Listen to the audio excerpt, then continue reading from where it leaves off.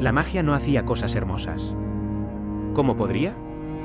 El caos crudo no era conocido por su sutileza, y eso era toda la magia, locura y energía. Una corrupción que corría profundamente por el alma del mundo. La entropía misma.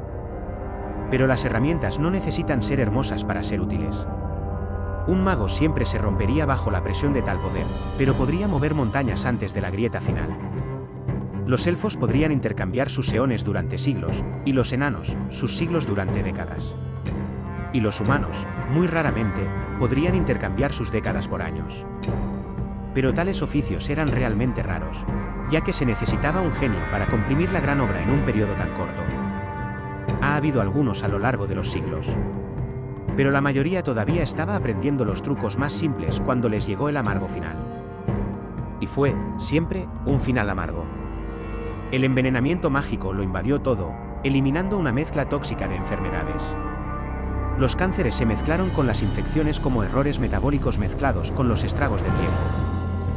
Los pulmones llenos de espuma que ahogaban jadeos desesperados eran tan comunes como grandes tumores fungosos, que se abrían paso fuera del cuerpo en una retorcida facsímil del nacimiento. Sería demasiado generoso decir que muchos magos murieron gritando. La verdad era que la mayoría lo hacía. Casi todo. Murieron muertes terribles y vivieron vidas terribles, pudriéndose desde dentro mientras canalizaban el fin de todas las cosas a través de sus cuerpos. Sus espinas se curvaron en curvas arqueadas.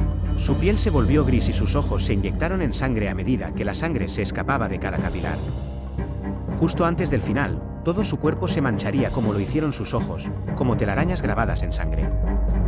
Silas había estado manchado de esa manera durante el último siglo de su vida. Era un misterio cómo se mantuvo, ganando miseria y poder a partes iguales. Sentarse allí en el momento de su muerte, en la cúspide de su poder, sin tambalearse de un lado a otro. Sin duda, era una forma de estar entre los magos más poderosos entre muchos. Fue un testimonio de la profundidad de su sufrimiento, que incluso en una cohorte tan envidiosa como los estudiosos de la podredumbre, no hubo nadie que se atreviera a seguir sus pasos. No se pudo encontrar una lección objetiva mejor sobre el costo de la energía. Sus venas goteaban medio vacías, su piel se hundía y se desgarraba en algunos lugares, estirándose horriblemente en otros. Estaba enconado, inmortal, no muerto, retorcido y anudado tanto por la enfermedad como por la locura. Pero no se encontró un hombre mejor para mantener la línea. Había estado parado en el centro del puente, observando a su oponente encapuchado acercarse durante casi 10 minutos. Era paciente para ser un moribundo, pero llevaba muriendo casi un siglo. Sabía que tenía tiempo para esperar. Al menos tenía más tiempo del que tenía paciencia para caminar. Su cuerpo estaba torcido por el mal uso, y actuaba mejor como conducto de energía bruta que de movimiento. Caminar duele. Estar de pie, duele menos. Su visión había pasado los siglos desapareciendo junto con el resto de él. La forma era familiar, incluso cuando estaba en el otro extremo del puente, pero no fue hasta que el hombre hubo avanzado 40 pasos que se pudieron distinguir sus rasgos. Piel saludable. Pálido, pero de un modo que sugería erudición en lugar de enfermedad. Cabello que crecía en una corona dorada brillante, espeso y rebelde. Silas solo había conocido a un acólito que había mantenido su cabello más allá del desgarrador. Un humano de 4 siglos antes. Y de repente, imposiblemente, Silas reconoció al hombre que tenía delante. Holloway, dijo en lugar de saludar. Esto había sido un ritual entre ellos una vez, una broma tonta que se habían estado dando vueltas y vueltas durante todos esos años atrás. No, respondió cálidamente el hombre, mientras sus manos ya señalaban el espacio que los rodeaba. No es un pasillo. ¿Un puente? Había hecho ese chiste la primera vez que se conocieron, en este mismo lugar. El puente solitario desde los pasillos del crepúsculo. También fue el último lugar donde lo vio, de regreso a la niebla. Viajó a casa para unirse a la lucha contra el nigromante de Mitrain. En un reino de 200.000 habitantes, solo unas pocas docenas habían sobrevivido. Apenas había sido un acólito cuando se fue. El estúpido tonto nunca había tenido ninguna posibilidad. ¿Cómo había? Los pensamientos de Silas fueron interrumpidos por la conciencia de que algo había salido mal. Podía sentir cómo caían los niveles ambientales de magia. Ya sentiría esto antes, viendo equipos de magos de guerra trabajar en conjunto. Ni siquiera él podía lograrlo solo, su dominio podría provenir de hacer más con menos. Un hombre que hacía esto era como beber para disipar la marea creciente. Comer una vaca sin escupir huesos. Locura. Y solo había una persona a la vista que podría ser la causa. Lo esquivó instintivamente. No se sabía que golpeó el lugar donde estaba antes, no era comprensible para la mente mortal. Los rayos de maná fueron vistos por los huecos que dejaron en el mundo que los rodeaba. Por los lugares de los que la mente se alejaba, sin importar cuánto lo intentara. Incluso Silas nunca había logrado formar uno por sí mismo. Las llamas cobraron vida a ambos lados del puente.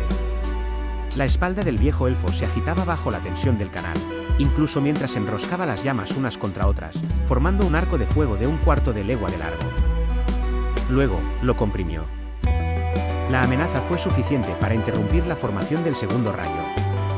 El elfo esperaba un contraataque, pero su viejo amigo parecía ser un poco más cauteloso que eso.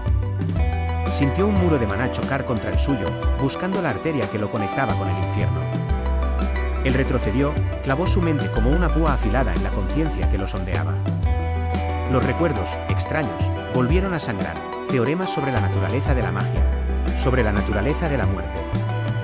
Degradados que dirigen el flujo del alma hacia algo profundo y oscuro. Holloway hizo una mueca. El movimiento habría destrozado a un hombre inferior, pero su mente era tan incorruptible como su carne. Silas sintió que algo lo rodeaba y se dio cuenta de que el punto débil que había encontrado era intencional.